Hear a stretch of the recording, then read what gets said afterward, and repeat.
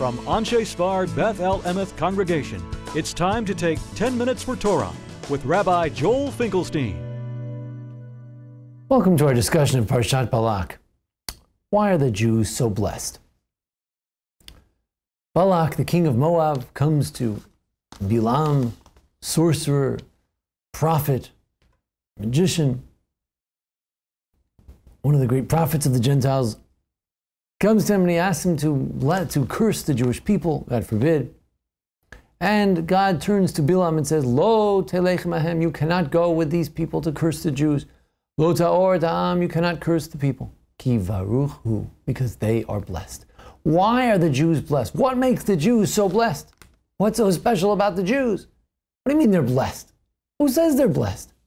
As a matter of fact, if you've been reading this book of Bamidbar, the book of Numbers, throughout, the Jews are anything but blessed.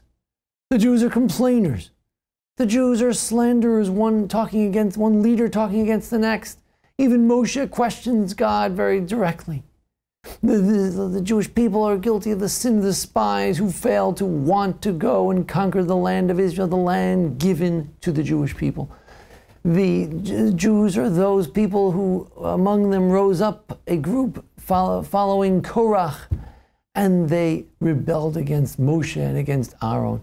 These Jews, after they saw the earth swallow up Korach, continued to complain against Moshe. These are the ones about which God says these people cannot be cursed because they are blessed. What's going on? And this year I'd like to strengthen the question even further. Because after all, in Parshat Chukat, we have, according to our Soloveitchik Zatzal, after the 38 years, the Jews then continue to march forward. Miriam dies, and as they're marching forward, they speak against God again. They can't stand all that man. They're tired of it. Snakes are sent against them. They continue even after the 38 years, even after the punishment of the 38 years in the desert, 40 years wandering. They continue to show that they're habitually complainers, habitually unappreciative of God. How can we say that they are blessed? I'd like to share with you a number of approaches to answer this question. Number one, the Sfas Emes is sort of a mystical view, a view which views the Jewish people as inherently blessed, says we cannot be cursed because at the root we are blessed. We may sin, we may be punished and then sin again, but fundamentally at the root, a Jew is blessed. And therefore, if you want to fundamentally curse their root, cannot be done. In fact, the Midrash says, how can you curse them? I've already blessed them. A blessed people cannot be cursed. I've already blessed them. The Jewish people are blessed in general by God. So the first approach says that fundamentally the Jewish people have a blessing at our very essence and at our core. This is a mystical view of the Jewish soul. Second interpretation. The Rebbe of Slonim gives two or perhaps three different approaches. Based on the pasuk, on the verse, Hashem Elokav Imo U'Truat Melech Bo. We have God with us.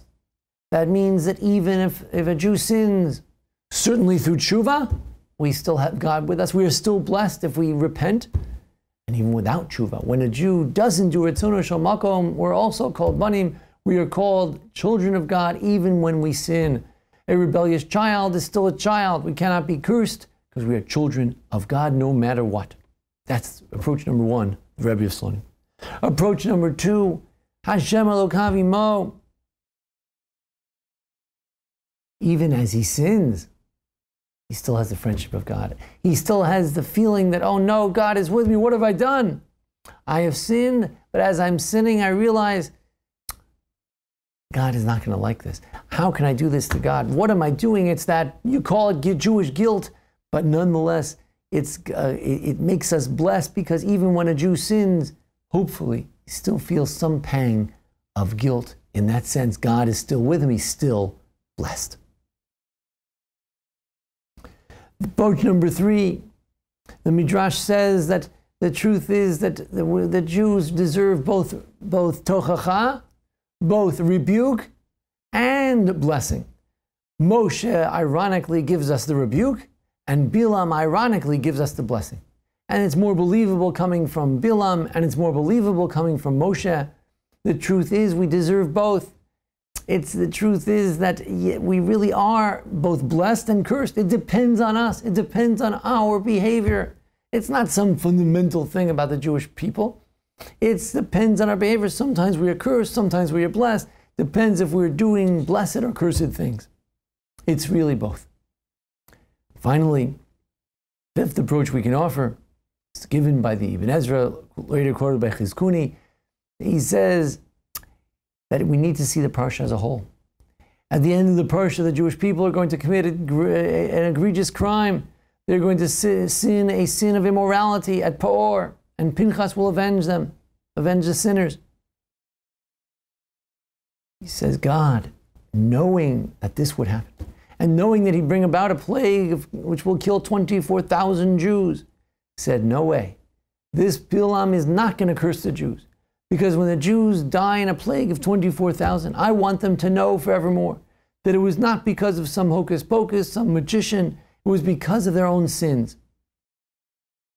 And therefore, you cannot curse the Jewish people, because I don't want it to be said that they were only cursed because of someone else's curse.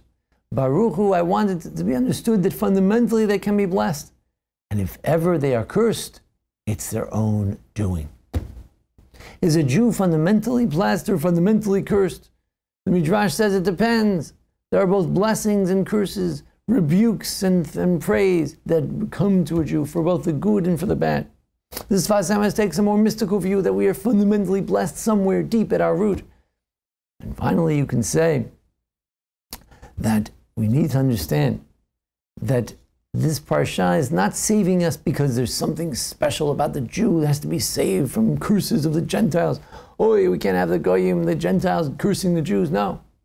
The idea is that a Jew should always understand the source of our blessing comes from when we do something good, and the source of our feeling somehow inadequate should come from our doing the wrong thing. And if we understand that, hopefully we'll always be blessed. Hopefully we'll take the right path. And that path will lead us, not God forbid, to a life of what Bilam wanted to bring upon us, but hopefully this life of good deeds will bring us to a life that's indeed worthy of the words of God. Ki Baruch Hu, it is a nation which is, when we do the right thing, truly blessed.